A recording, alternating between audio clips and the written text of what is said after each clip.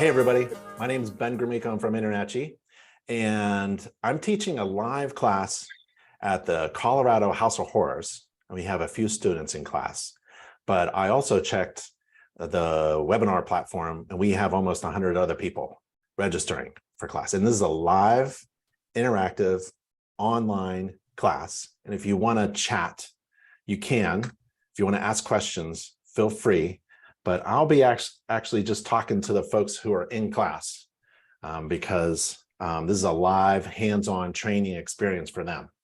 And they're going to become certified at the end of this 5-day class that we hold. We hold a 5-day home inspection training class at 3 houses of horrors. One's in Colorado, one's in Pennsylvania, and one's in Florida. So you can go to InterNACHI.org and get more information about taking a class on becoming a home inspector. And in this presentation I'm going to do, it's about doing a home inspection overview. We're actually going to inspect this house. I inspected this house and we're going to go over it. And we're also going to talk about business and marketing. Okay. And that's my name, Ben Gromicko, and that's my email. And if you have any questions, feel free just to email me. I'm really good with email. I don't pick up the phone very much. If you're not a member of InterNACHI and you want to join, you can take a look at these URLs and these codes. You can enter them in. I think we have a 1-month free membership if you've never been a member before, or if you want a discount on a membership for the whole year, you can go to those URLs and type in those codes if you'd like. But we're going to inspect this house. We're going to inspect the house. We're going to learn how the house works. We're going to find problems because there are problems in this house. We're going to talk about the standards of practice, which is basically what you as a home inspector are required and not required to do. We're going to talk about home inspection software. If I'm good at my technology over here, I'll show you my software that I use. We're going to read the inspection report. I wrote a report for this home. We're going to learn about becoming a home inspector, what you should do, business, marketing, because success isn't all about becoming the greatest home inspector in the world. You have to think about yourself as a business owner who just happens to do home inspections, right? And so feel free to ask questions. This is actually a webinar, like I said. We've got about 100 people attending. They're at InterNACHI.org/webinars. They're free, live, and open to everyone. If you're interested in not watching Netflix tonight, but learning a little bit about business and marketing, I made a series of videos, a playlist called Business and Marketing for Home Inspectors, that made it simple for everyone. And that's at InterNACHI.org/simple. We're really proud that InterNACHI has a college. It's a nationally accredited college, accredited by the National Accrediting Agency of the U.S. Department of Education, a real college. And it's a tuition-free online college, all free for InterNACHI members. So every course you take, online course you take, you're actually taking a college accredited course. And if you don't know how to get your business online, if you're new, or maybe you have an existing website that you're not happy with, check out InterNACHI's vendor for inspector websites. And that's at InterNACHI.org/website. And InterNACHI has negotiated with this vendor, just like we do all vendors, to make affordable websites for home inspectors. And that's at InterNACHI.org/website. All right. Bunch of people are chatting. Good morning from North Dakota. Hey, why don't you chat where you're from? That'd be really cool. Let's inspect this house. Here's my schedule. Here's how I make. Oh, I was making a lot of money. Let's just make a round number. It was more than that. Let's say $100,000 a year. And for me, it seemed relatively easy to make that money. And I went through 2008. There was another one later on. You know, there's dips and there's highs and there's lows, and we're in a low, or maybe it's a high for you right now. It all depends on, you know, I can't predict for you what success you're going to have, but I could share what I had. I was very successful. We were in a very competitive marketplace too. The southeast part of Pennsylvania, just outside of Philly. We inspected homes inside Philly and on the outside. on the suburbs of Philly. And there were maybe 200, 250 inspectors in our market area. And I think we were one of the best. And it was all about what I said before, thinking of yourself as a business owner who just happens to do home inspections. And as a business owner, you have a couple of things you want to pay attention to that are extremely important to running a successful business. That's money and time. And so I want to share my schedule with you because we were a time management master. We mastered our time. We didn't waste our time in making a lot of money. We were efficient, concise. We took care of all of our clients. They felt overwhelmed with incredible value and attention. We had great customer service, but we were running a business. So here's my schedule for doing one inspection. I used to do two inspections. I used to do 3 inspections a day. That was too much. We went down to 2 inspections a day. This is my morning inspection schedule. And you have to think like that. You have to schedule. You have to think like, what's my life going to be like a home inspector, a new home inspector? Well, I left early, and I got home, frankly, on time. It was basically like a 7 to 5 schedule if you do 2 inspections a day. But if you're doing one, maybe the morning is, you're back by lunch, and you're still working because, you're running a business. So just because you're not doing a home inspection, you're still working on something. It's usually marketing. So I leave my house at 7 and I arrive early. I like to be there early, never late. And I do the roof because I don't need anybody there, right? So the roof is one of the systems that you have to inspect or disclaim if you can't get to it. And then my client shows up on time. Basically, I'm done with the roof inspection when they show up. Whew, that's the toughest part, most dangerous part, most difficult part, but it only takes about 15 minutes. I don't need anybody there. So when my client arrives, I'm already into my inspection process, right? I'm like 1/10 down. 1/10 of the entire inspection is done before my client even arrives. I feel like I'm way ahead now, right? So I inspect the exterior next time. The next system is the exterior, and then I do the heavy lifting. I go inside in about 8:15 for about an hour or so. I'm doing HVAC, plumbing, water heater, electric, structure. And then at 10 o'clock, I'm in the attic. Usually there's an attic for me. Sometimes there's a flat roof. There still could be an attic space. And when I'm at 10 o'clock and I'm in the attic, I know I'm doing well with my time. I know I'm making money, and I know I'm not wasting anybody's time, and I can get to the next job if I have to. And then I've got the rest of it is pretty easy. Interior, bathrooms, garage, laundry, kitchen. I'm just working my way down, doing the easy stuff. And I finish up in the kitchen where, that's where the heart is. It's where the heart of the home is. Kind of like end it there in the kitchen where we summarize my findings. I explain things that need to be explained again, or, I get paid. Then I only get paid after I perform all of my inspection. I take care of my client, and then I ask for money, only when they're absolutely happy. And I finish the inspection, maybe finish up additional inspections.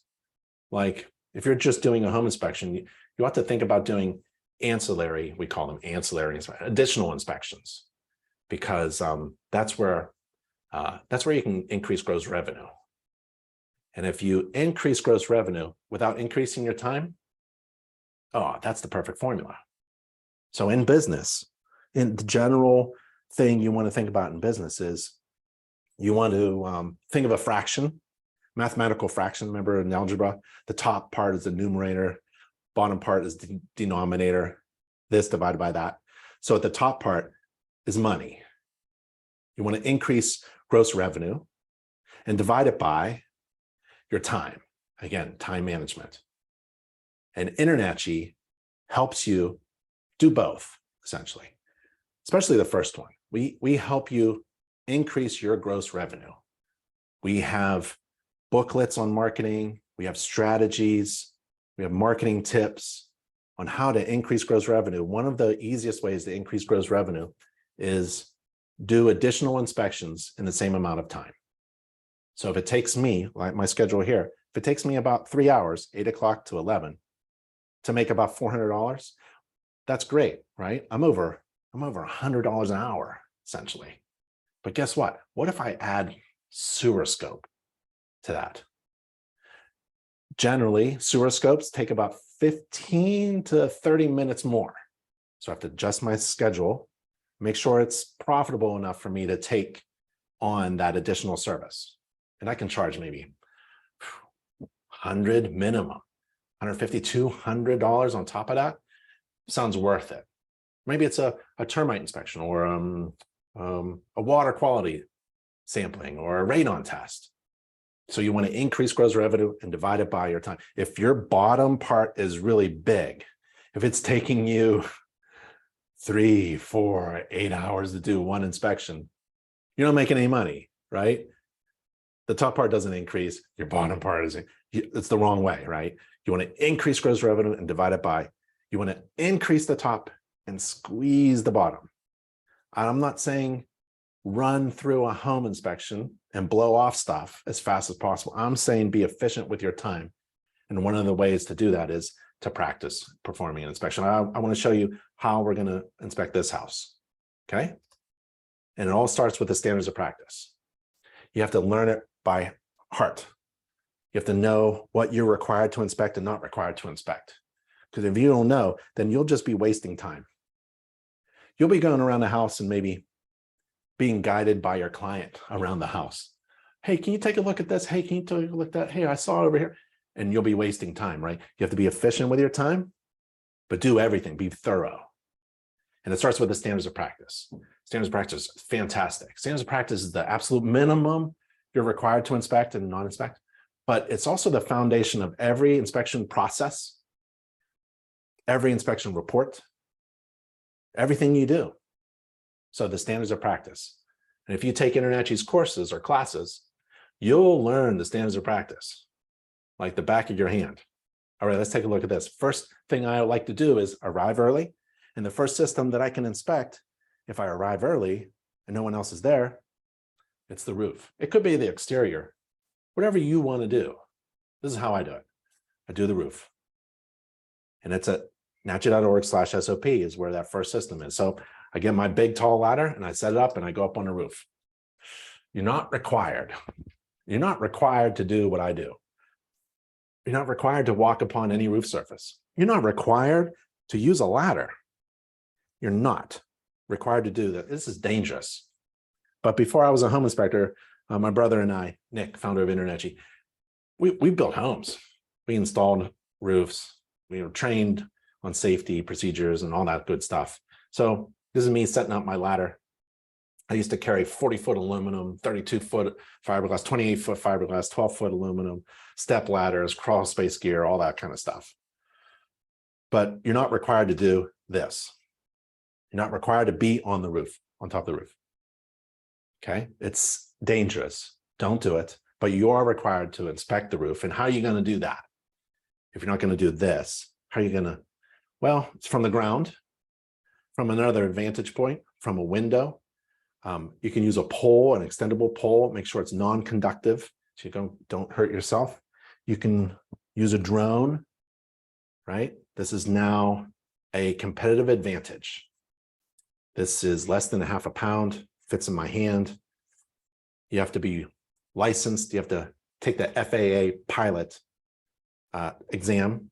We have, InterNACHI has free online training course from the FAA to help you prepare to take the exam. You become a pilot, buy one of these. I think it's $300, something. It takes 4K images, 4K video. You can use your phone to control it and capture images and picture 4K. That means you can inspect the roof from the safety of the ground without leaving the ground. You can inspect the roof. That's pretty good. I would do drone because I'm going to, if you and I are in the same market, I'm going to compete with you with these pictures, right? I want everybody to know that I get up on the roof and the other inspector in the area that you're considering hiring, they don't get up on the roof. See, how are you going to compete with me? That's a fun kind of thing about marketing and doing a thorough inspection at the same time, right? If it's something of value to your client, maybe your set of clients value inspectors who get up on the roof like mine did, then that's where my marketing is going to go. I'm going to promote those things that communicate overwhelming value to my clients. And you have to think about that as well.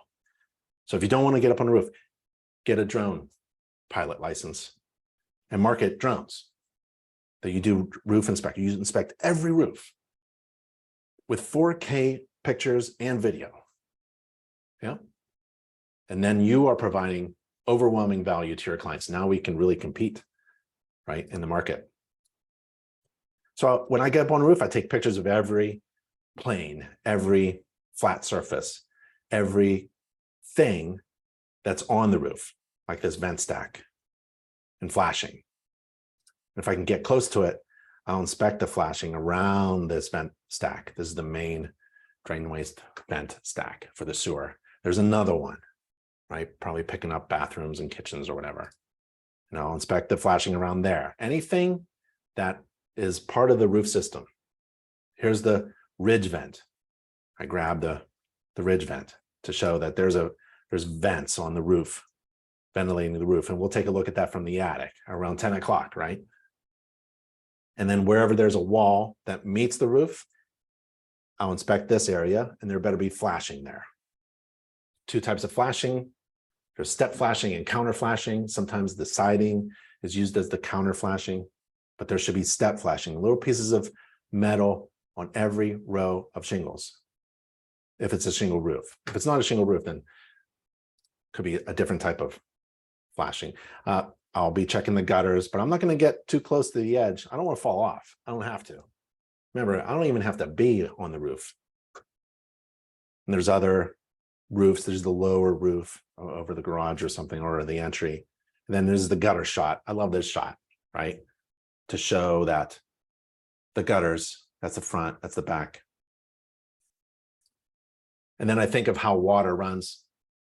Water is diverted off of the roof. It's not a waterproof roof. Roofs leak. If you're a homeowner, you should expect your roof to leak. There's no guarantee. Even if you have a home inspection, there's no guarantee it's not leaking. It could leak. It's not waterproof, not designed to. It's just shedding water into a gutter. Hopefully it all goes in there, and then it goes into a downspout. And those downspouts should be diverting water far away from the house. Even if it's not a basement, that water needs to be diverted far away. Even if it's a semi-arid climate, right? When it rains, it needs to be, if it does rain, get what water is great. Water creates life and all that good stuff, but it can destroy a home. So you want these, they're ugly. These are ugly things. So there's, I like to see this above ground, or if they go underground, then where's it discharging? You can make it look nice instead of right in your garden there, right? And this isn't gonna do much anyways. It's just gonna collect here. So I like to think, where's this big puddle of water gonna go? It's just gonna go right here, which isn't too far away from where we don't want it to be, right next to the house. This takes a turn and dumps it right on the driveway. This is bent because it's being hit by the lawnmower all the time, right? And if you're trying to explain about like diverting water away from your house to your client on your device, you can show them this illustration or in your report just to communicate what you're trying to get. You're trying to get this water away and sloped down, everything going down and away, right? And these illustrations help you communicate, especially if you're a new inspector. You want 1,000 words? Use one of these illustrations, right? And they're at nachi.org/gallery. So if you're taking notes, you can take down these URLs. nachi.org/gallery is where you find hundreds, thousands of illustrations to help you communicate. You can use them in your inspection reports too. They're free. Also do videos too. Yeah. Okay. All right. So do videos on top, right? I walk around and I do videos as well. But you can do that with the drone. Next system is exterior. And I'm down on the ground. I put my ladder away for safety, put it on my van, and hopefully my client is in the driveway. Big smile, first impression, make sure you have a mint in your mouth. Business cards, pass out a ton, give your client a bunch. They probably the first time you've ever met, right? So smile, introduce yourself, business cards to everybody else, family members, whatever. Let them pass them out. And then you explain what you've done. I arrived early, took a look at the roof. Here's the condition of the roof. Feel free to walk around, ask questions. I want to show you everything, how the home works and how to maintain it. And if there's a problem, like something's leaking or something, I'm going to show it to you. And there's plenty of time to walk around yourself. Most of my clients just want to go in the house and think about repainting, recarpeting, new drapes. What are we going to do with the kitchen? Things like that. And that's okay.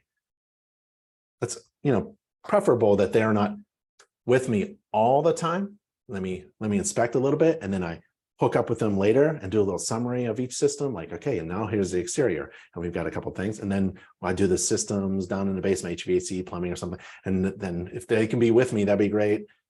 You kind of have to have practice of, oh boy, talking, walking,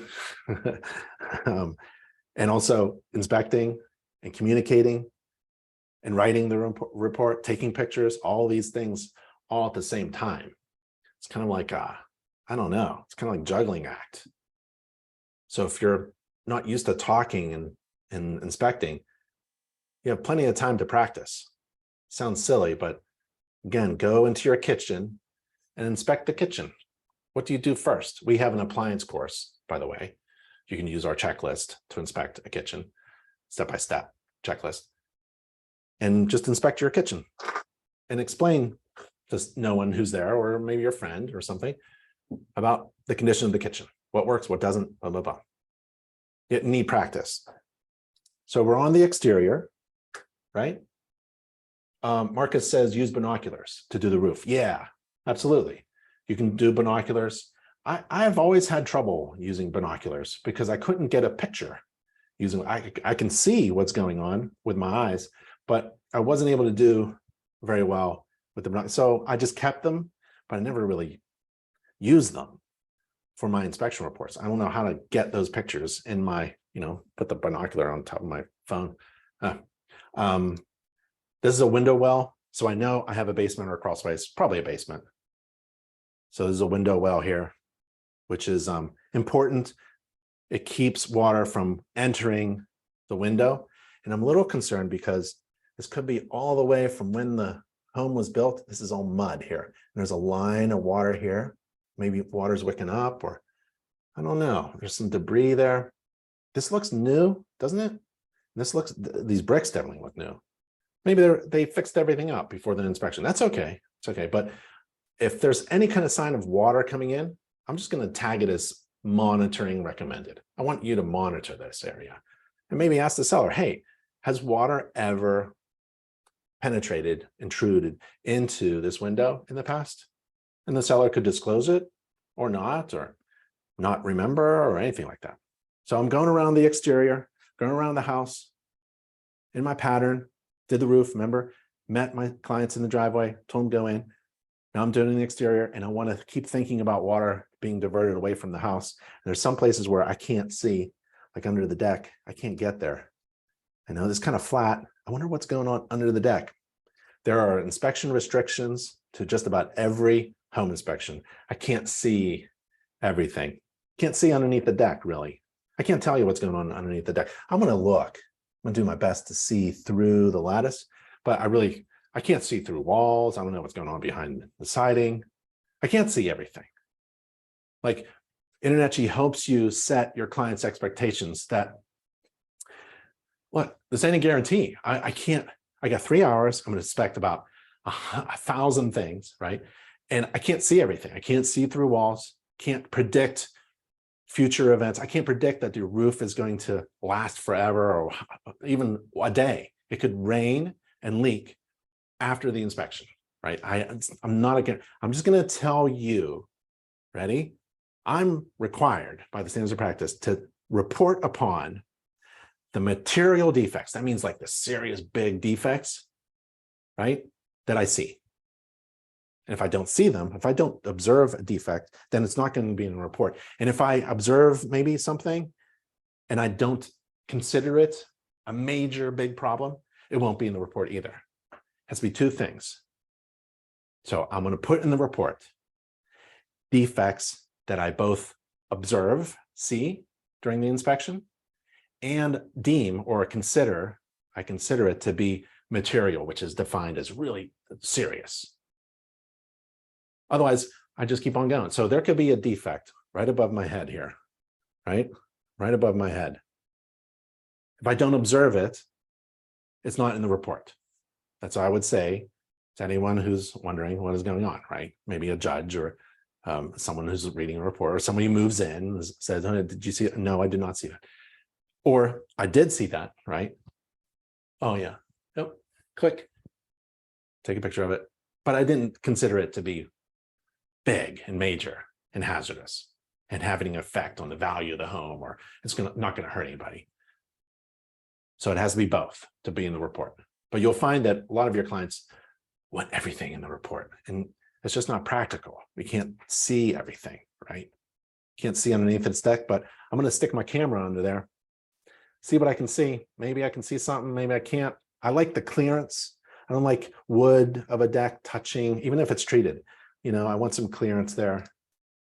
Nice clearance, daylight all the way through. That's good. That's good there. I see some kind of flashing and some joist hangers. That's good. Can't really comment too much on it. There's also, like on the exterior, there's also things coming out of the house. I got to figure out what this is. It's probably like a hot water tank exhaust, or maybe a furnace exhaust. This looks like a discharge pipe because it's small diameter. If it's a discharge pipe from a sump pump, we want this sump pump, it's like a downspout. We want it diverted far away from the house, not kind of far away. And if the window wells are supposed to have covers on it, why don't they all have covers on it? Like this one's missing, I guess. Okay. Siding. Got to inspect the siding. This is vinyl siding. I really don't see anything wrong. I'm going around the house. And remember, the roof took about 15 minutes. The exterior is really like 15 minutes too. Also, there's a driveway, a couple marks. That's a cosmetic blemish. I don't have to put it in the report. Somebody sprayed something, you know, some kind of bracket black or something. You know, they should have like not done that, but I'm not going to put that in a report. My client is going to think it's a big thing, right? Because they're like first-time home buyers. They don't know what the heck is going on. They think this is a major problem. You know, you're there to set their perspective right. Make them focus on, like, there's only like 4 things that are really important, that really matter in a home inspection. And this ain't one of them. Like cosmetic little blemishes are not. We're looking for major hazards. Even that crack in the driveway, that's not a major problem. A little settlement crack or shrinkage crack in the concrete, no big deal. Like a trip hazard that could cause somebody to trip, that would be like, that's going to be in my report, right? But I'm not going to jump up and down about it. So I'm looking for trip hazards. This is smooth, smooth, smooth, smooth, smooth. And like from 10 feet away, I can see like that step is a lot bigger than that step. Can you tell that? Can you see that from here, this picture? So if I go and I measure it, I got my measuring tape. You're not required to measure, but it helps me understand that why does this one step feel bigger than the other? And that's because it is. It's not supposed to be that tall of a step. A riser has a maximum rise of 7 3/4 inches. You can't go more than that from that nose to this surface of the tread. Now that's code. That is absolutely code. There are some licensing boards and state boards that, silly of them, they say you can't comment on code, but you have to find problems like this without saying the word code. Don't worry about it. Just don't say the word code. Let's say building standard, building practice, you know, or just say like the step is too high. It could cause a trip. You can cause somebody to trip. It's supposed to no bigger than this rise, right? So this is too much, and it's no big deal if you feel like, oh, that's why. And it's at the entry. And it's a, you know, it's a egress. Egress is your main thing. You don't want people, like, especially in a time of emergency, to be tripping, getting out of the house if it's on fire or something. So it's important to put in the report. Wouldn't go too crazy. The pads on the patio are a little off level. No big deal. Nice dog. All receptacles on the outside need to be GFCI protected. That's an easy one. I'm looking for any kind of wood rot. This is a wooden post at front porch, seeing how it's attached. Don't want it to be slipping off or rotten. I like to look at where different things, different building materials come in contact with each other. I don't want any water to go in here in this seam. So I kind of look around. This is the side, maybe look in there and looking for water, areas. It's so much fun to think of water. Oh, here's the electric meter. So while I'm doing the exterior, it's not just about siding. You bump into other systems, like this is the electrical meter. I try to pull it off the house. If it comes off the house, I didn't break it. It shouldn't come off the house. So I always pull on the meter. Let's pull on the wire too, see if it falls off or is loose or damaged. And that's the underground conduit. So underground wire comes up into the meter, and then it goes into the electrical panel. There's the grounding wire, grounding electrical conductor. And we talk about grounding and bonding and all that stuff in our electrical course. It's a college course, free. There's the gas meter. I know I have gas, right? It's not oil, it's natural gas, it's not propane. There's the gas valve regulator. Don't worry about the surface rust, no big deal. And then it goes into the house, right? There's a shutoff valve there. So basically you see my hand touching things. That's just a habit of mine. I usually take a picture of the system, and then I get close enough to touch every component, and I take a picture of the component. And that forces me to inspect everything, take a picture of everything, and then put that in the report. I know I'm not going to miss anything if I do that, especially if some system is like a sequence, like this gas meter comes up from the ground, goes to the valve, goes to pressure regulator, goes to the meter, and then goes back in the house. If I can just use my hand, I won't miss anything, right? It's kind of fun. All hose bibs, I don't know why they call them bibs, faucet spigots need to be frost proof. I'm pretty sure this is a dryer vent. It's missing a louver, but that's not my problem. My problem is it's louvered, right? It's restricting the airflow coming out of the dryer. This is a fire hazard. It could cause a fire if it clogs up. Imagine if one of the louvers, all of the louvers, got crunched or melted or stuck. You'd have lint build up, and there's a lot of fires caused by dryers. And that's one of the defects in this house, actually. This here, there's something else going on with the dryers as well. Another spigot, another thing popping out of the house. If I don't know what it is, I'm not going to spout my mouth off. I've been doing this for 30 years. I don't know. I don't know what this is. I have no idea, right? But I'm going to take a picture of it, and then I'm going to remember I'm on the outside of the house, took a picture of something weird, pipe coming out, bent down. I don't know. Exhaust, intake, I don't know what it is. And when I'm down in the basement, I think it's the basement, I'm going to remember I have this thing in the corner right by the spigot. What is that? So you have to think of a home as a system. A home is a system of interdependent parts.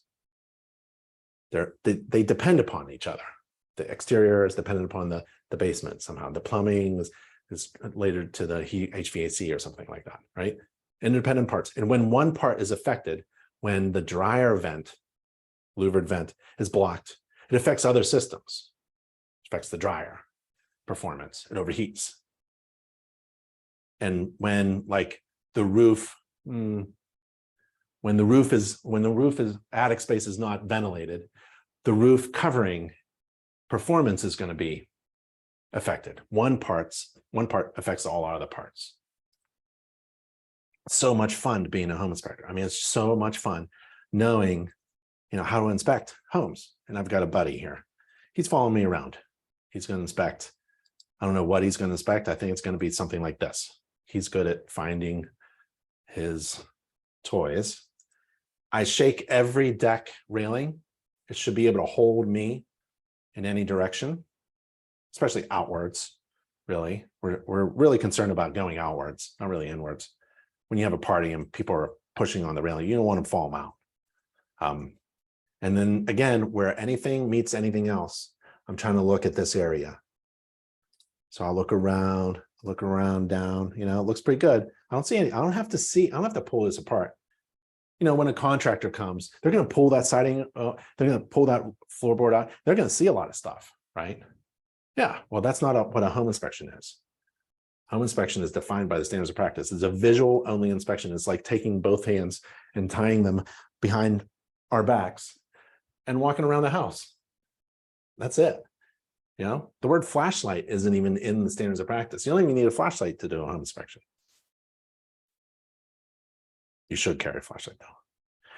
Another system on the exterior, right? This is the air conditioning system. Could be a heat pump. We could talk about distinguishing the two. I would just wait until you're inside. So you can call it the exterior exterior compressor, you know, condenser, you know, something out here.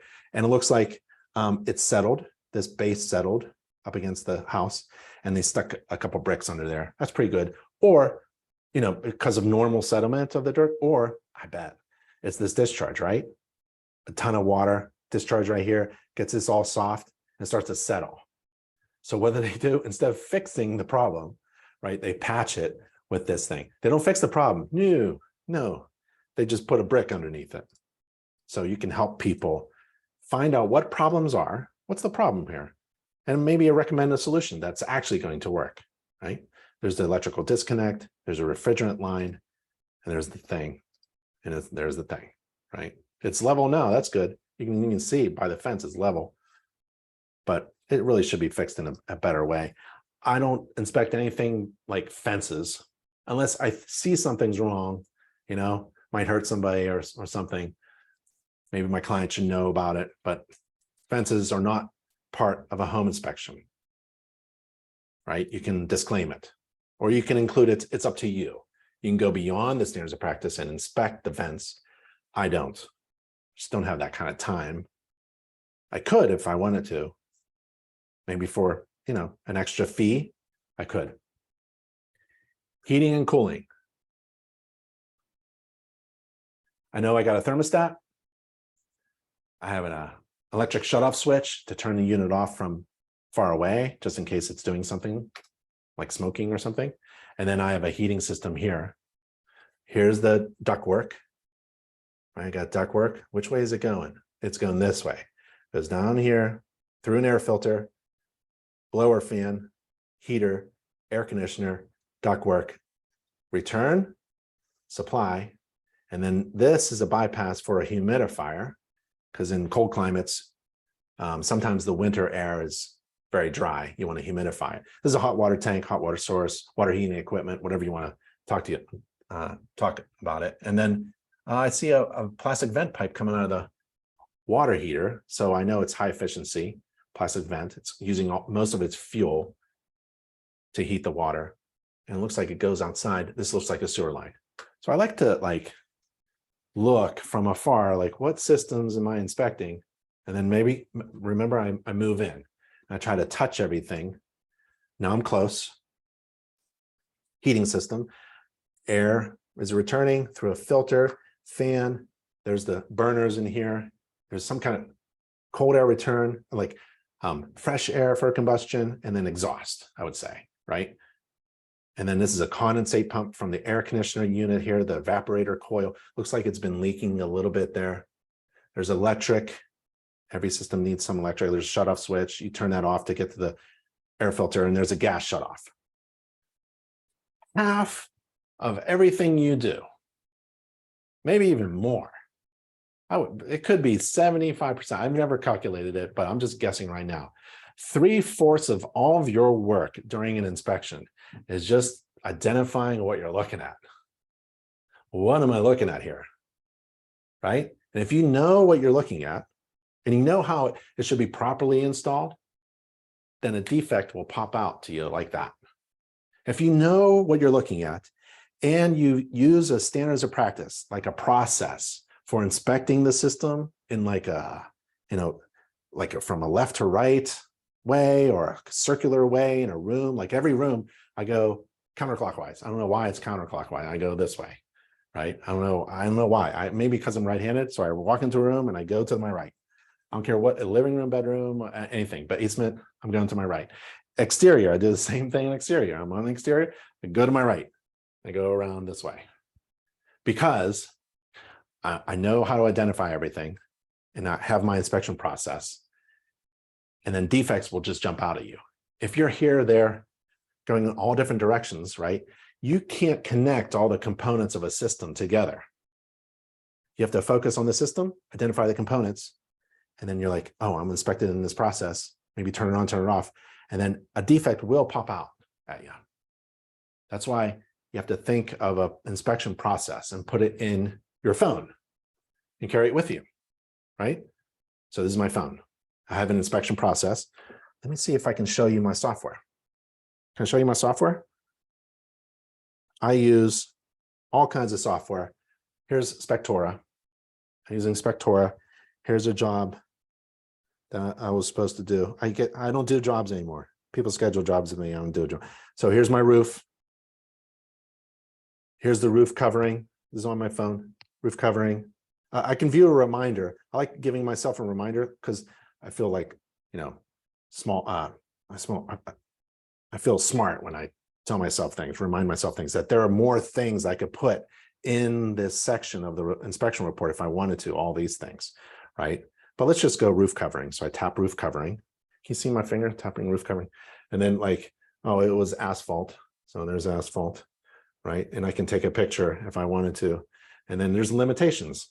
And I always say, I'm unable to see everything, right? And I'm unable to walk upon a roof. Or maybe I was able to walk upon a roof. So I'm going to unclick that, right? I unclick it. And then maybe I had missing roof covering material, right? And then what's my reminder up here? Oh yeah, it's about no matter what roof covering material I have, I've got code. Shh, we don't talk about code, right? About the slope, right? Because there's so many materials. So now it doesn't matter what roof I'm inspecting. I know all about the slope, like underlayment and how slope is related to underlayment and all that stuff, right? And this is the important part down here. Most asphalt shingles, right, can be used on a roof from 412 to 2112. Boop. So I look really smart using software that guides me through the inspection process, right? Oh, I didn't practice this, but I can, whoa, it's like infinity, right? So I can take a picture. How do I take a picture?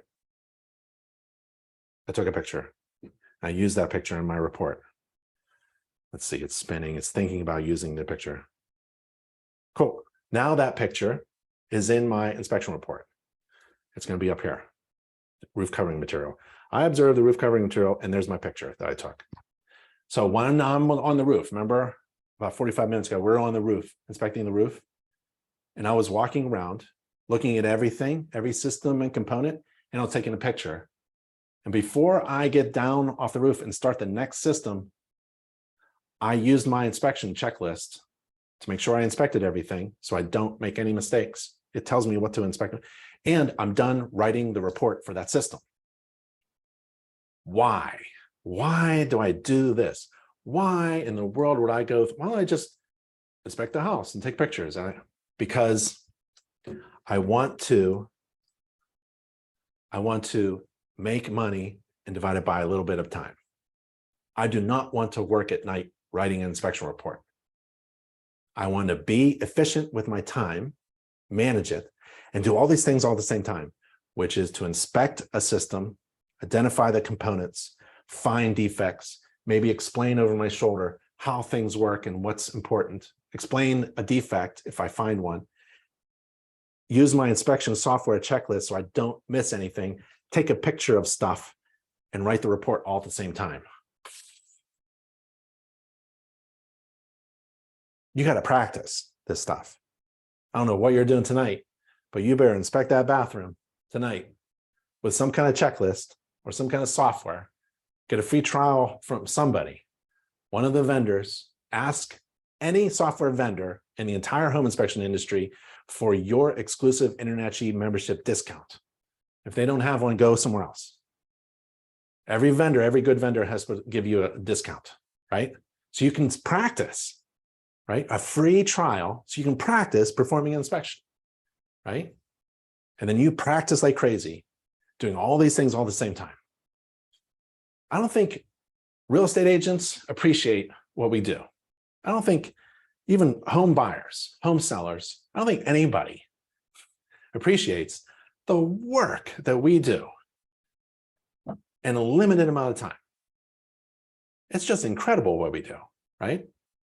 And the master inspectors, well, we've got a bunch of them teaching your live class right now at the House of Horrors. They're coming in and they're going to be certified master inspectors, CMIs, not just CPIs, certified professional inspectors, but master inspectors. This is the best class. It's the best 5-day class. You're going to have a great time.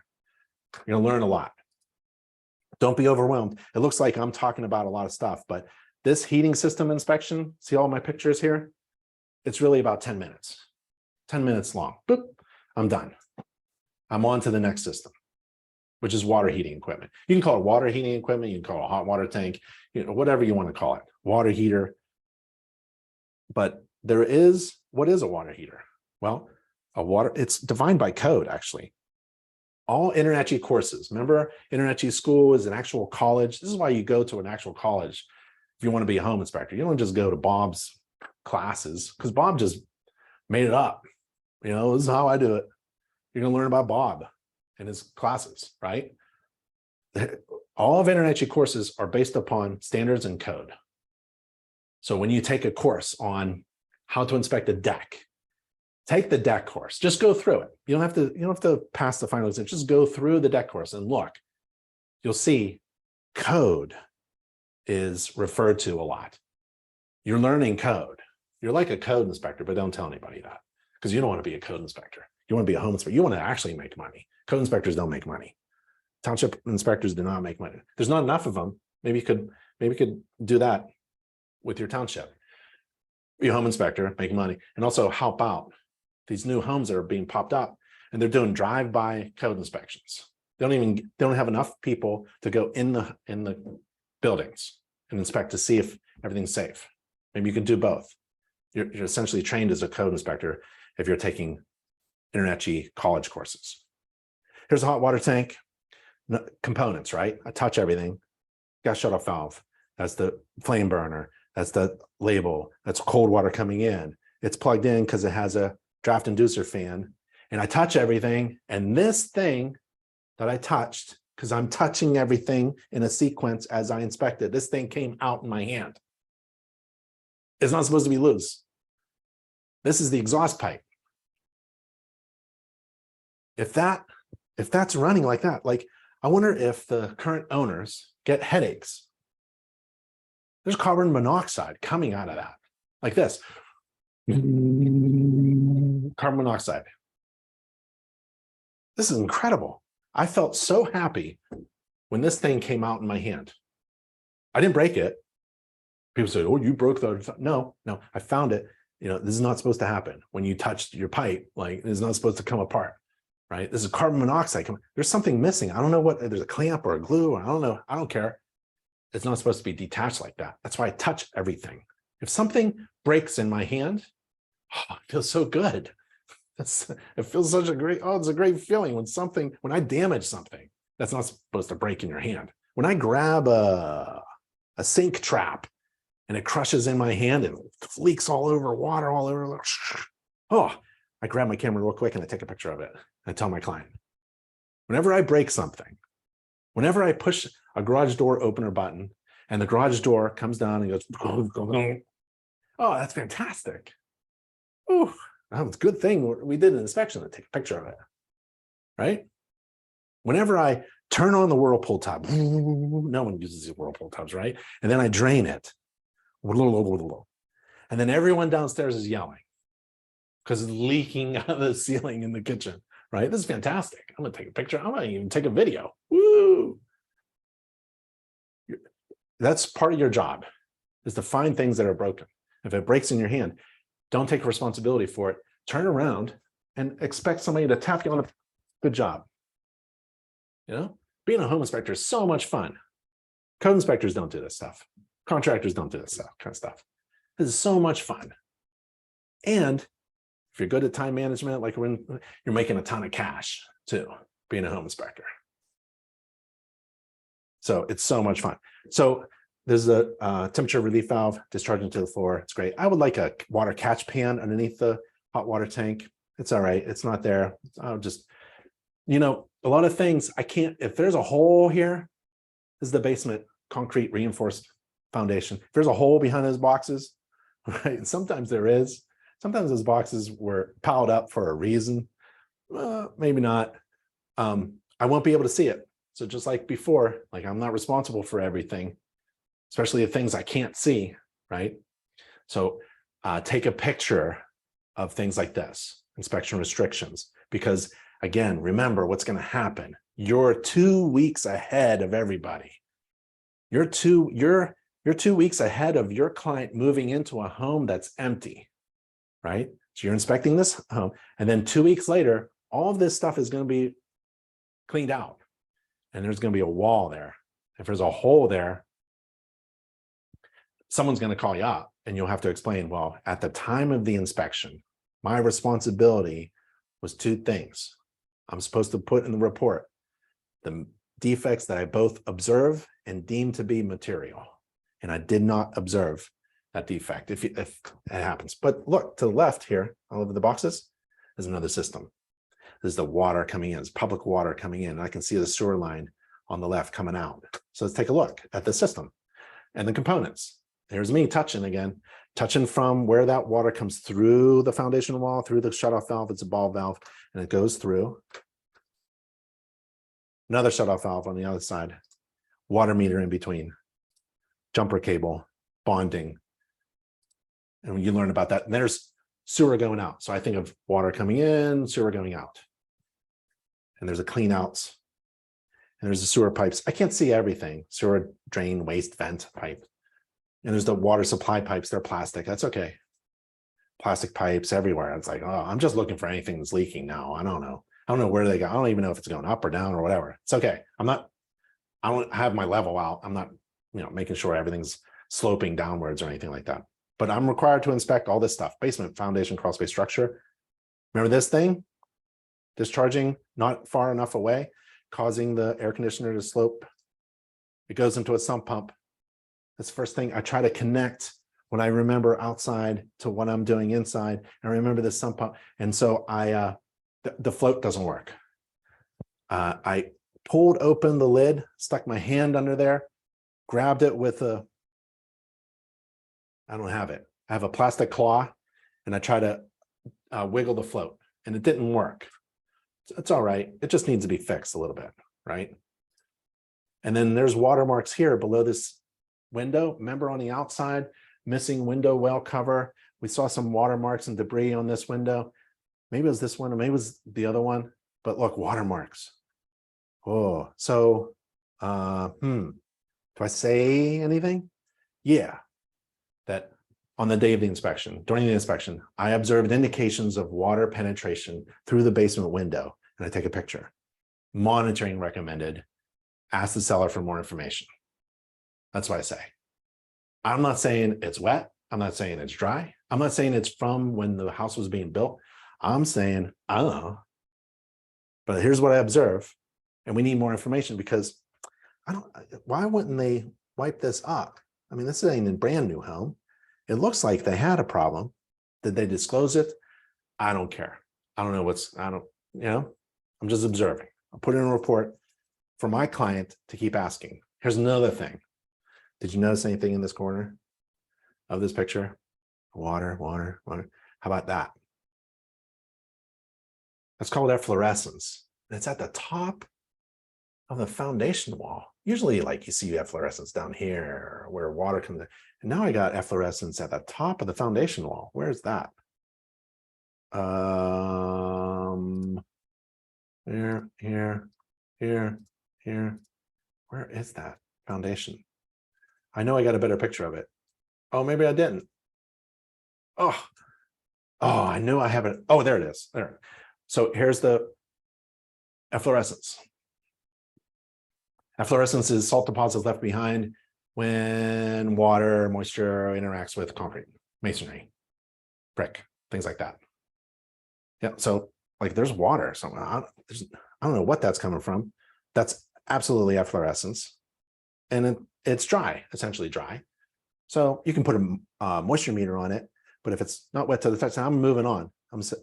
Now I have 2 things. I got this, signs of active water penetration. And I got this, signs of active water penetration, right? I need the seller to help my client understand what is going on, because I'm just a home inspector. I'm not trying to figure out, I'm not diagnosing what is going on, right? I'm just reporting upon my observations.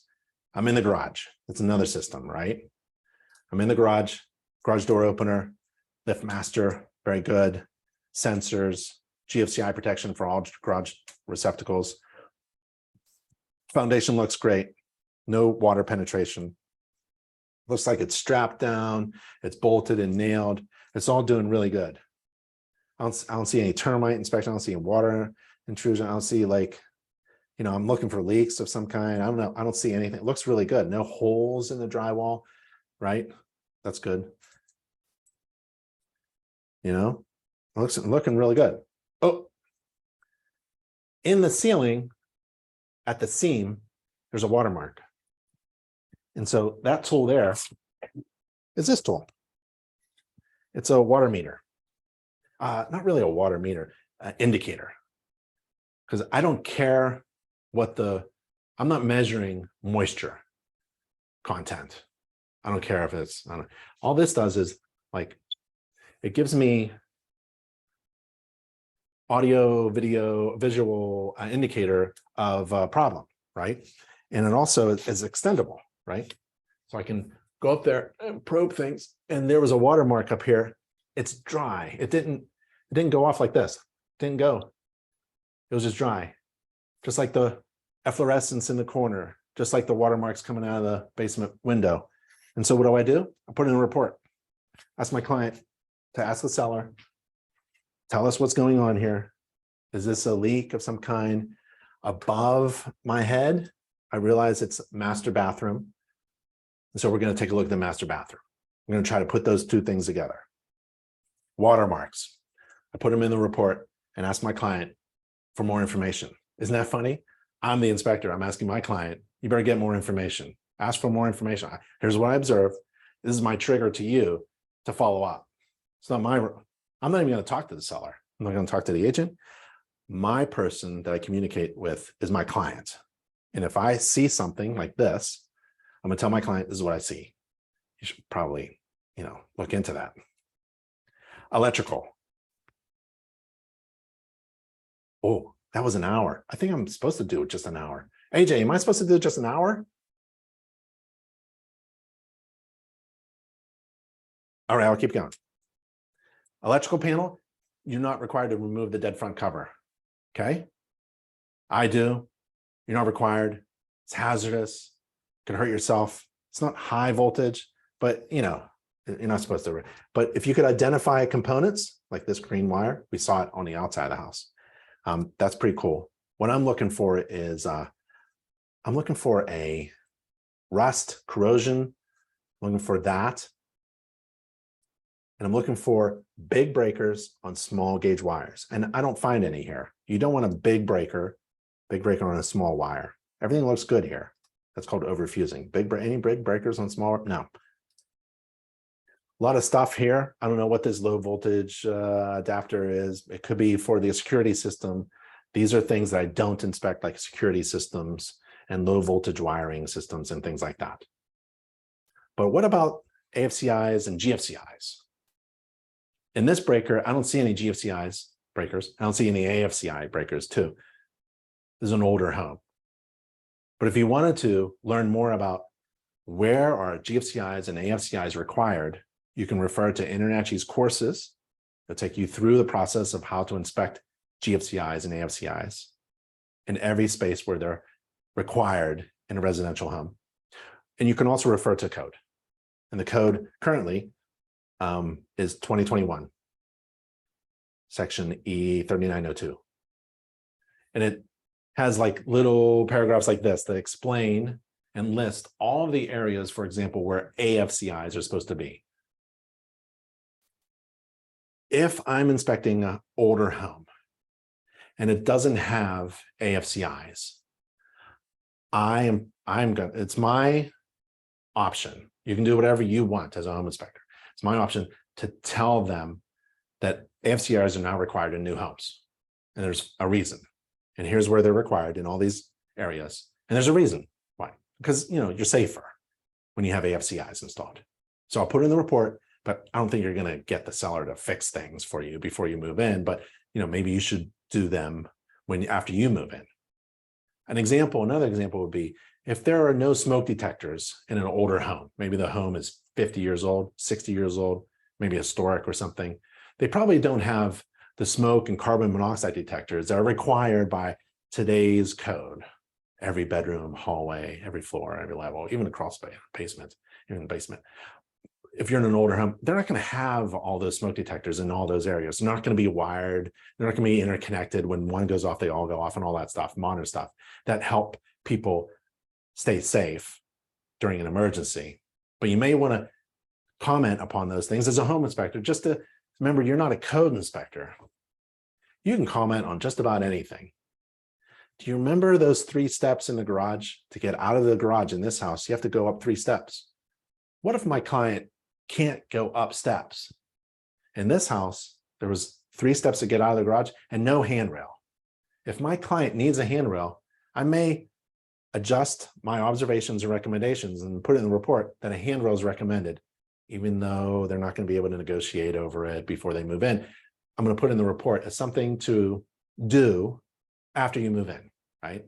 I'll put it as a defect, but we all know the seller is not required to inspect. Home inspection is not required. Seller's not required to do anything.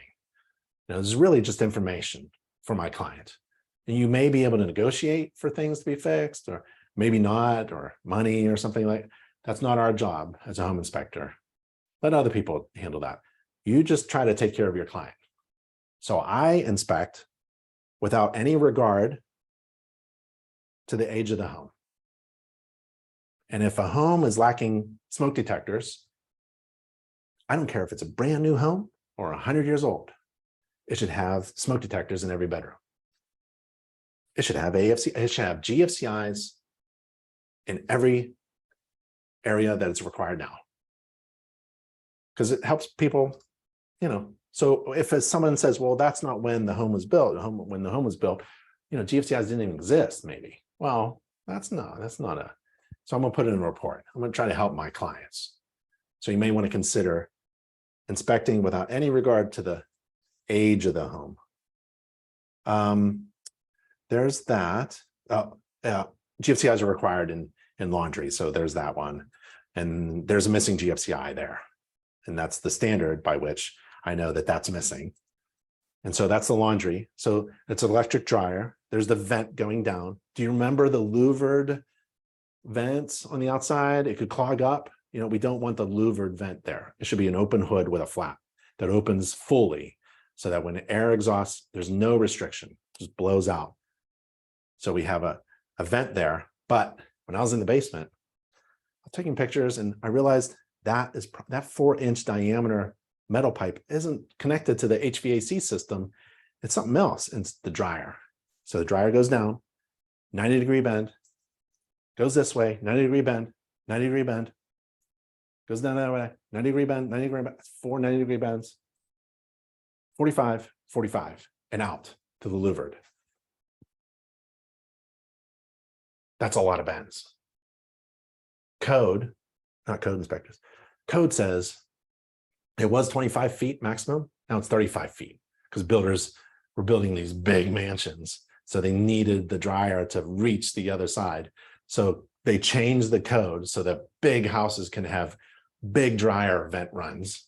But builders have to subtract 5 feet from that maximum for every 90-degree bend and 2.5 feet for every 45-degree bend. So this thing should be like a few feet long because there's so many bends. So not only is this a hazard because of the louvers, it's a hazard because of all the bends and the length is too long. It needs to be shortened or straightened. So this is a fire hazard and it's in the report. And if you don't know this stuff, that's okay. We have a course that trains you on these things. I love looking for dryer vent pipes. And that's what you'll do too, if it's exposed. You'll put the system on the outside, the component on the outside, which is the exhaust, the termination point of the dryer. exhaust and the vent pipes that connect to the appliance in the laundry. You put those things together, and if you can figure out, or you can just refer to your notes in your software and look real smart, right? And do the calculation there. So we have this louvered vent connected to another hazard on the inside, which is all these pipes. It's too long. It's clogging up. In fact, you could see lint here coming through the seams. So it's probably filled with lint. I'm in the attic. What time am I supposed to be in here to make a ton of cash as a home inspector? 10 o'clock. So I'm in the attic. This is very easy. It's like 1 minute. It's a truss-built attic. It's ventilated. Remember the ridge vents? It's insulated really well. The structure is looking good. Really, I'm looking for big black watermarks and somebody cut truss components. Otherwise, it looks really good. Bathrooms. Now I'm flying. I'm doing bathrooms. I'm flushing toilets, shower. There's no shower panel here. And oh yeah, remember in the garage, we had the ceiling with the watermarks. It could be the shower. I don't know. There's no plumbing access panel. I can't open it up to see where the shower drain is, but oh well, I'll put it in the report. Got 2 sinks in the master.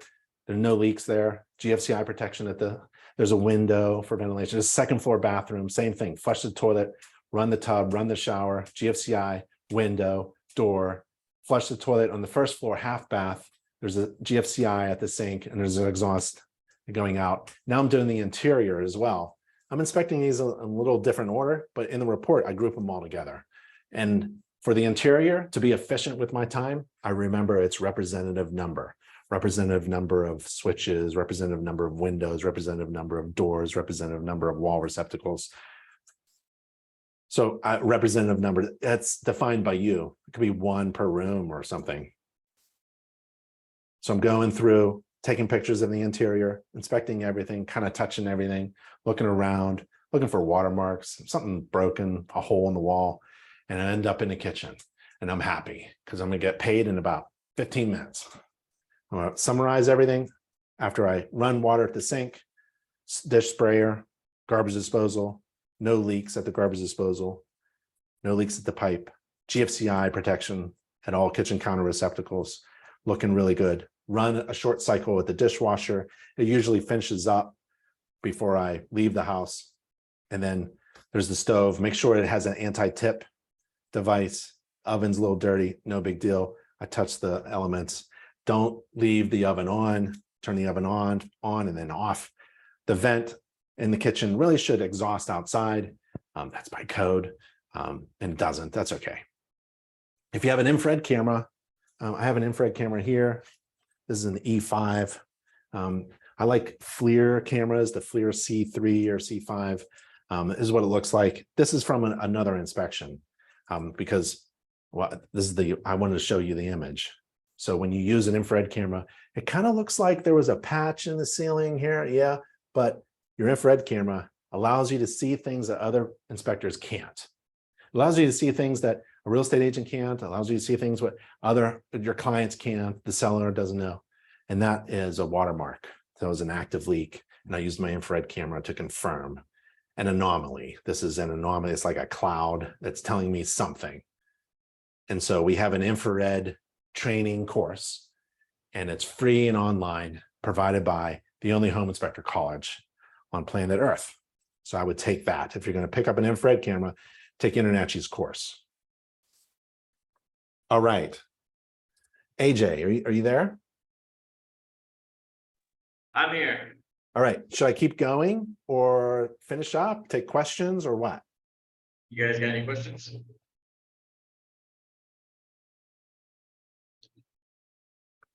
No? Did you see this question from Victoria Green? No, I'm not looking at questions from anyone outside of the class.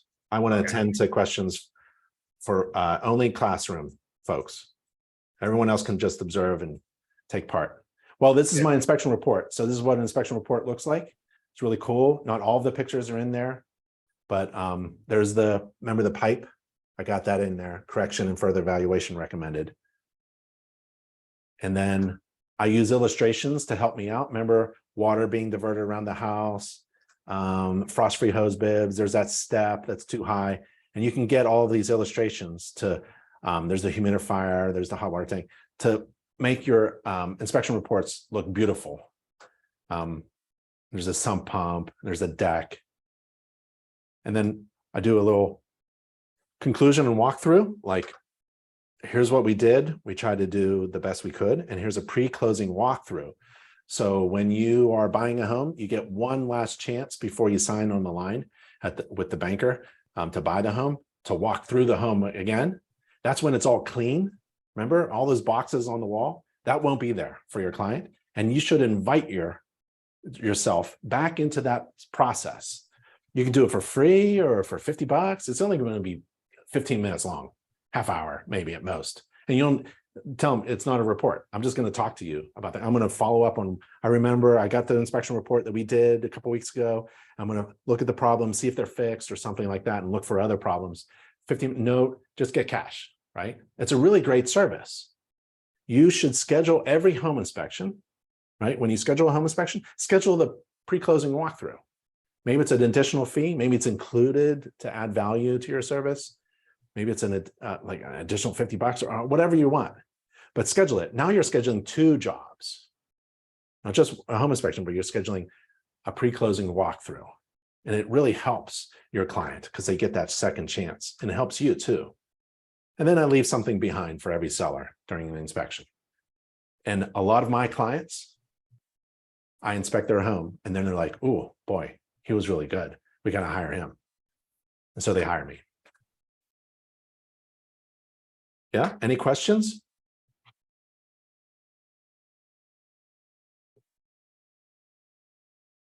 I think we're all good on this side, Ben. Yeah. All right. Well, thank you so much. It was really an honor to be with you for a little bit. If you ever need me, I'm on the contact page with everybody else at InterNACHI. There's like almost 30 of us, and we all work for you. And we're on a contact page. Feel free to contact anybody on InterNACHI staff. We're here to help you be successful in your home inspection business. And again, thanks everybody. Appreciate it. Stay safe and healthy, okay? Thanks, AJ. Thanks, Ben. Bye, y'all.